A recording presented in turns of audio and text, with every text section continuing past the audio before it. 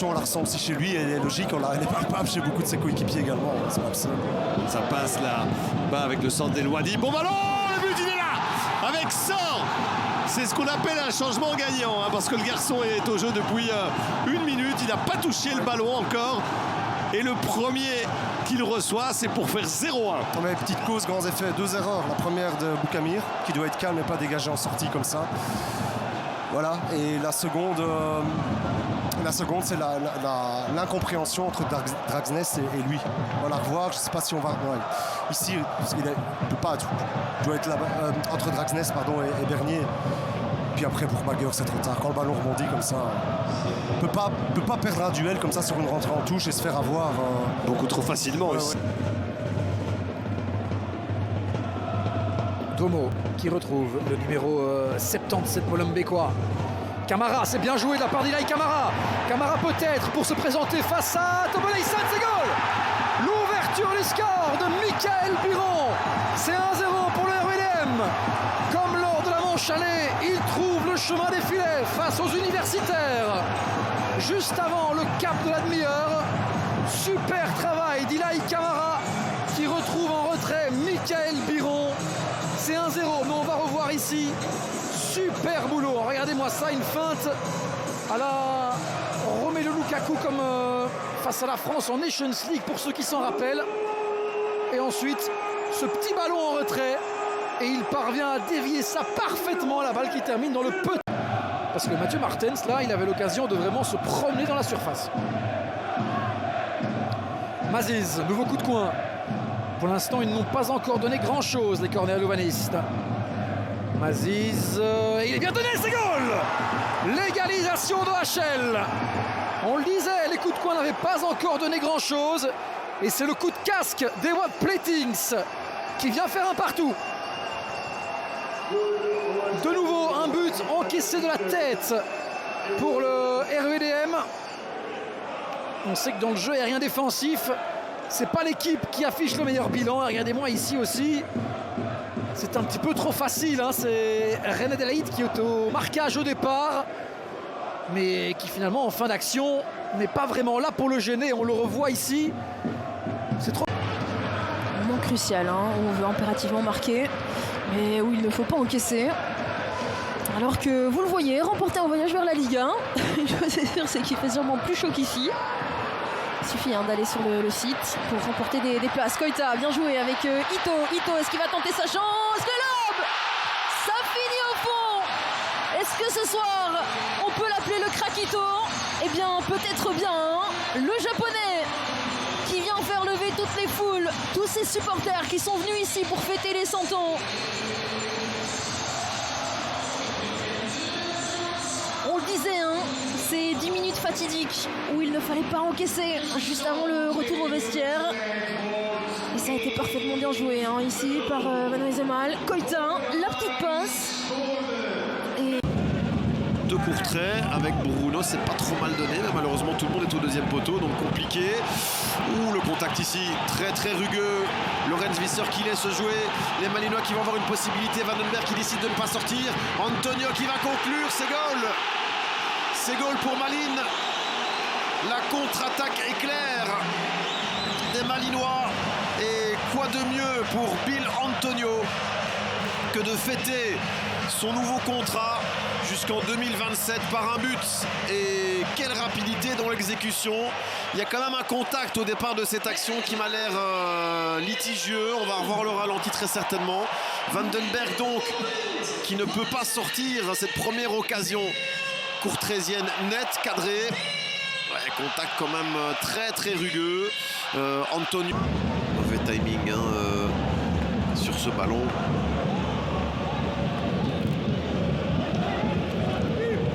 Foulon. Ouais, joli mot pour Nicolas Storm qui n'a rien perdu de sa percussion malgré sa blessure. Obskos qui lève la tête, qui demande du soutien de fait implicitement. Il le reçoit par Konaté.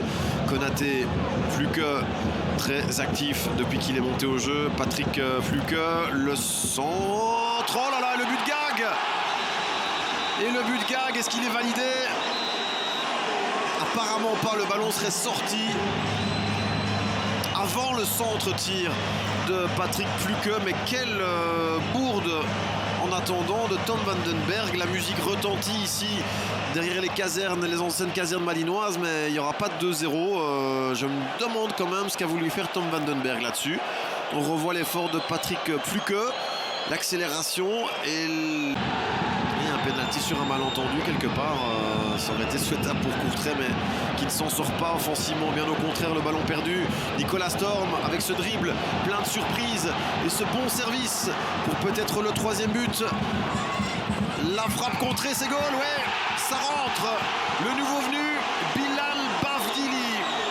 La belle histoire pour le Belge de 19 ans, monté au jeu il y a quelques instants et qui met le 3e pour les Malinois. Les sourires sur le petit banc de Besnikazi et de son staff. Le changement payant, on peut le dire, avec un dribble au départ assez somptueux de Nicolas Storm pour aller servir Bilal Bavdili, 19 ans. Première saison dans le noyau A. Et là, regardez le travail ici de Storm pour surprendre Tsunoda, aller resservir Bilal Bavdili qui... Sporting d'Anderlecht qui va profiter de la moindre, du moindre contre, de la moindre transition. Ouza commence à rentrer dans son match là. Et là, elle est belle, c'est goal ça. C'est but de Jude Plat. Il est arrivé là où on ne l'attendait pas. Et Bruges prend définitivement les choses en main, du moins pour le premier but. Ouais, trop de passivité. Là, côté Anderlechtois, au niveau défensif, c'est Augustinsson qui ne va pas dans le duel avec Van Aken, qui de la tête, on va le revoir au ralenti, donne un assist somptueux à Chutla, qui dans cette position-là ne rate jamais la cible. Regardez Augustinsson, Stroikens, Augustinsson qui ne vont pas au duel. Impossible pour Ritz de jouer ce ballon. Ah, c'est trop passif au niveau défensif. C'est étonnant. C'est inadmissible dans ce genre de rencontre.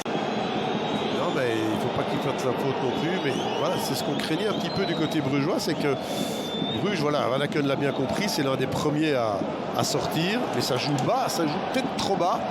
L'avenir nous le dira. Patrice, ça passe avec Hazard.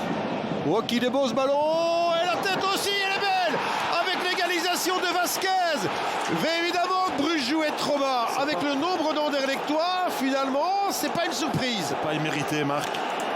C'est la meilleure équipe en seconde période. Et superbe travail sur le flanc droit. Patrice qui joue bien le coup, on aura l'occasion de le revoir, mais ce centre d'Hazard est absolument fantastique. Coaching gagnant pour Brian Rimmer. Petit ballon piqué et vient dans le dos de Kuiper. Et là, on voit les manquements défensifs d'un gars qui a des qualités offensives incroyables. Il sent bien le coup là, Vasquez, et via le poteau trouve les filets largement mérités. Un expected, ouais, il y en avait 7 de plus en première mi-temps, il y en a un petit peu moins là maintenant. Augustinsson, s'ils allaient chercher là le but maintenant, ça passe avec Dreyer qui va se remettre sur mon pied, Vasquez, chercher quelque chose, Dreyer, c'est goal ça, c'est but, Angulo, il n'est pas en jeu et Angulo qui va donner la victoire au Sporting d'Anderlecht dans le temps additionnel. Un double changement gagnant de Brian Rimmer, la patte de lapin est sortie du côté du Danois. Absolument incroyable, Skovholsen qui s'est fait avoir dans son dos au début de la phase là, avec Augustinsson. La suite c'est une désorganisation totale du côté brugeois. De Kuiper se retrouve ici, il y a un contre-heureux de la part de Dreyer, ça frappe, il n'y a pas de hors-jeu, il est complètement oublié par Skovholsen. Angulo, et c'est pas immérité, Marc. Au vu de la deuxième période, c'est loin d'être immérité. Et encore Vasquez qui a un pied dans le bazar là ici. Exactement. Ah, c'est un message adressé à l'Union ça. C'est pas fini. Ouais, Vasquez qui remet le ballon là dans la foulée de Dreyer, qui du pied droit.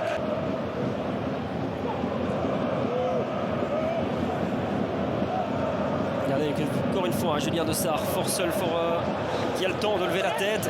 Il n'a déjà pas besoin de ça. La combinaison elle est parfaite entre Archibron et Sanko. Le centre et finalement ça termine dedans. Au but de Toby Alderweireld. On parlait de ce positionnement de l'ex-Diable Rouge à gauche de la défense. Peut-être qu'il a moins de repères, je ne sais pas, mais en tout cas, ça semblait pas, Thomas, être un centre compliqué à gérer. Non, mais c'est complètement mérité pour Gand qui a pris l'initiative depuis le début et qui sur côté gauche fait très très mal. On est beaucoup trop passif à l'Antwerp, beaucoup trop bas aussi, je trouve, John. Ouais, ça part de Julien Dessart encore, si on veut revenir à la genèse de ce but, c'est cette passe vers Archie Brown, et puis ce qui fait la différence, c'est ceci, ce 1-2 avec Sonko. C'est un super geste de Sonko, ce petit extérieur du pied, et c'est Van den Bosch qui est attiré jusque là, qui laisse un espace dans le rectangle, et puis Alderweireld dévisse ballon dans son but. Il est malchanceux, tout comme son pénalty raté. Andreika pour rétablir l'égalité pour les Anversois. Et non, et si, avec un petit peu de chance, le Suédois qui fait 1-1.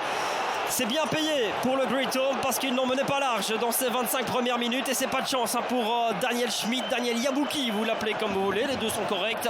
Et c'est 1-1, ça c'est le résultat et c'est tout ce qui compte. Oui, parce qu'il est tout sauf bien frappé, ce penalty, manque de puissance, manque de précision. Entre trois Anversois, c'était un de trop, mais il y a Julien Dessart qui traîne par là. Quelle vista du capitaine gantois. Et de nouveau, c'est 1-2 qui fonctionne bien cette fois-ci. C'est avec Ongo, quel sort et quel but. Peter Gerkens à l'infiltration. Le goal est magnifique dans la construction. C'est ça que Hein Van Azebroek veut voir depuis le début de la saison. C'est ça qu'on ne voit quasiment pas depuis le début de la saison. Mais Thomas, honnêtement, ce flanc gauche fonctionne à merveille. Ouais, c'est incroyable de voir à quel point du côté de l'Antwerp on continue à accepter cette domination sur le côté gauche. Et on retrouve un Gerkens qu'on connaissait, qu'on a connu dans différents clubs en Belgique, un filtreur comme il pouvait l'être, ce qu'il ne montrait pas ici à Gand. De nouveau, clairement, on l'a vu, cette action à plusieurs reprises, 1-2, avec un Brown qui a tout le temps de donner ce centre. Et il est parfait, Thomas, ce centre. Honnêtement, il y a forcément ce 1-2 avec Hong qui est super, mais le... On vous l'a dit, 6 minutes, plus 92 ou 96 avec l'AS Monaco cette saison, 96 exactement. Donc il a joué 102 minutes depuis le début de la saison, c'est quand même assez peu. Ouais. En termes de rythme, cette passe-là vers Udo, elle est parfaite. Le centre d'Udo est parfait aussi. Et le but, il termine dedans, il est niqué là. L'action est remarquable, on en a parlé lors du 2-1 de Gand. Ça s'est passé de ce côté-là aussi, plus ou moins de la même manière. C'est impeccable et c'est la jeunesse qui est en train de parler. Exactement, on parlait de la fraîcheur des joueurs qui sont entrés et ils le montrent pour la première fois, ils accélèrent pour la première fois. C'est la première grosse occasion de l'Antwerp dans cette deuxième mi-temps. Il aura fallu finalement ça pour déséquilibrer cette équipe gantoise. On en parlait comme dans Super Sub, il le prouve une nouvelle fois. Georgi Linikena, son 7e but en Jupiler Pro League, où il va falloir arrêter l'image. Je vous le rappelle. C'est vrai. Nilsson face à Arnaud Baudard. Et le contre-pied parfait de Gustav Nilsson qui ouvre le score ici pour l'Union 1-0. Tranquille, franchement, je pensais qu'il allait tirer, regardez un petit peu là où il tirait d'habitude, je pensais qu'il allait tirer bien fort, mais pas du tout, alors qu'on revoit la et encore une percée de Sadiki pour Ekert Ayensa. Bien fait. Teklab face à De Waal. Belle passe pour Nilsson en retrait. Oh la belle! Quel but! Ekert Ayensa pour le 2-0 en 3 minutes. L'Union a frappé 2 fois, l'Union a frappé fort et a peut-être définitivement plié le match, peut-être. Ouais, peut-être, mais en tout cas, s'ils n'ont pas plié le match, ils ont mis un magnifique but, une belle construction. Et le but, vraiment, pour un attaquant, c'est super de marquer un but comme ça parce qu'il y a tout dedans. Il sent le ballon, il va, il se projette. On va voir ici c'est les duels gagnés d'abord, évidemment. Voilà, évidemment, mais tout le monde est impliqué. Ça, puis regardez ce que va faire Sadiki ici. Hop, voilà, et ça, c'est le décalage réussi par Sadiki. Le buteur est déjà là, Ekert Ayensa, et puis le reste, Nordin, c'est magnifique. Ouais, regardez le reste, on va le voir ici. L'appel, le centre directement, on vient au premier poteau. Oh, la reprise extérieure du pied Lucarne. Magnifique, magnifique. Il vient de mettre 2 buts, lui, en 3 jours, Ekert Ayensa, d'une qualité magistrale. Ouais, vous avez vu. Kawabe pour le premier corner de la deuxième mi-temps. Le japonais qui vient de monter. Premier poteau, ça passe tout le monde. Frappé. Genepo. Et voilà le premier but de Genepo avec le Standard depuis son retour. Tout le monde l'attendait, cette ligne de stats pour le Malien. 1267 minutes sans rien. Et puis voilà, le 2-1 pour relancer le match. Ouais, je suis content pour lui parce que c'est toujours un peu difficile. Il a des qualités, là ça passe. Il faut oser, il faut oser, il a frappé, il a raison. C'est comme ça qu'on marque des buts. Regardez, la frappe n'est pas extraordinaire, mais comme il y a beaucoup de joueurs, Maurice ne voit rien et elle est dans le... Certes, on sait que mathématiquement tout est encore possible.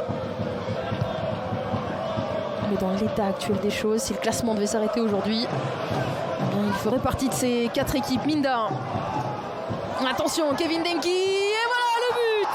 Kevin Denke qui vient ouvrir le score pour le Cercle de Bruges. C'est sa première frappe de la rencontre.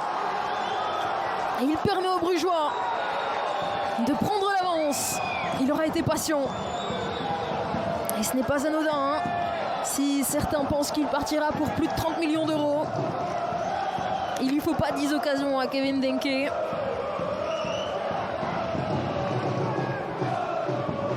on voit ici ce ballon. Alors que vous l'entendez peut-être pas. Et là, Kevin Denke, il est reparti alors que les supporters étaient en train de scander son nom. Kevin Denke, le doublé pour l'attaquant. 3 doublés en l'espace de 4 rencontres. C'est trop facile pour Kevin Denke, qui là vient clairement mettre tout le monde d'accord, hein, en l'espace de moins de 5 minutes.